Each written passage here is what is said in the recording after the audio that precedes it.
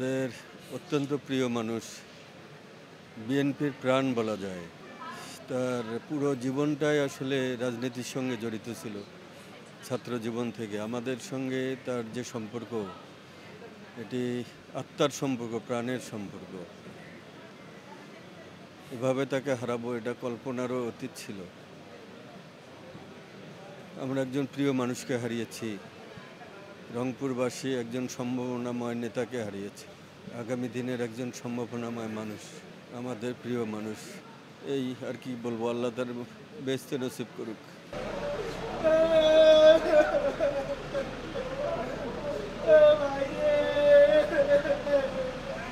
বলার কোনো ভাষা নাই আমাদের।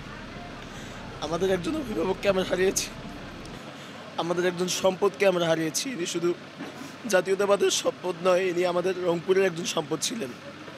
আনিসুর রহমান লাকু নাম নয়, একটি ব্র্যান্ড। ইনি আজীবন রংপুরের মানুষের মনে, আমরা যারা বিএনপি করি, আমাদের জাতীয়তাবাদ পরিবারের সদস্যরা যারা আমরা রয়েছি, প্রত্যেক সদস্যের হৃদয়ে ইনি আজীবন বেঁচে থাকবেন। কী অবস্থা ভাই, তখন কাঁদতেছিল আর কি সাইফুল ভাই। ভাইকে বললাম, ভাই আমরা কি যাবো এখান থেকে কিছুক্ষণ পর? কারণ না, আপাতত আসা লাগবে না, আছে মোটামুটি। তার কিছুক্ষণ পর আমি হোটেলে নাস্তা খেয়ে বাসায় ঢুকতেছি, তখনই আমার বাবা, আমাদের তো এই একই এলাকায় বাসা, তখন বাবা ফোন করে বলতেছে তোর খালু তো আর নাই। এটা শোনার পর তো আর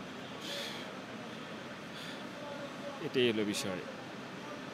এখন উনি শারীরিকভাবে ফুললি সুস্থই ছিল, উনি অত খুব একটা যে ওনার রোগ এরকম কিছু না, উনি তো চলাফেরা সব কিছুই তো ওনার ভালোই ছিল, সব কিছু ওনার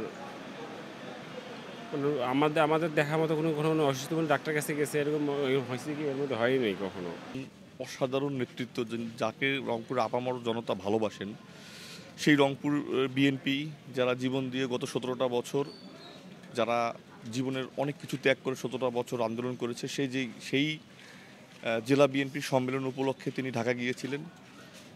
এবং জেলা বিএনপির যেহেতু নির্বাচন হবে, সেই নির্বাচন কমিশন গঠন এবং অফিসিয়াল অনেক বিষয় থাকে, সেগুলো তিনি ঢাকায় গিয়েছিলেন। এই ঢাকা থেকে ফেরার পথে রংপুরের যে একটি প্রাণের সঞ্চার হয়েছে জেলা বিএনপি কাউন্সিলকে ঘিরে, সেখানে হঠাৎ করে বগুড়ায় আসার পথে তিনি এভাবে ইন্তেকাল করেছেন। এটি আসলে রংপুর শুধুমাত্র বিএনপির জন্য না, রংপুরবাসীর জন্য কিন্তু একটি আমি বলি একটি ভয়ানক অধ্যায় হয়ে থাকবে। এরকম একজন নেতা, এরকম একজন মানুষ, এরকম একজন নেতৃত্ব এভাবে অকাল প্রয়াণ, এটি আমাদের শুধুমাত্র বিএনপির জন্য ক্ষতি নয়, এটি রংপুরের মানুষের জন্য অপূরণীয় ক্ষতি হয়ে থাকলো। কেননা আপনারা জানেন যে বাংলাদেশ স্বাধীন হয়েছে 5 তারিখে, কিন্তু রংপুর কিন্তু এখনও স্বাধীন হয়নি। সেই বৈষম্যের কালো গ্রাস থেকে রংপুরকে যে সমস্ত নেতৃত্ব আমাদের রংপুরে যারা আমরা যোগ্য মনে করি, তাদের মতো অন্যতম সেরা একজন নেতৃত্ব লাকু ভাই।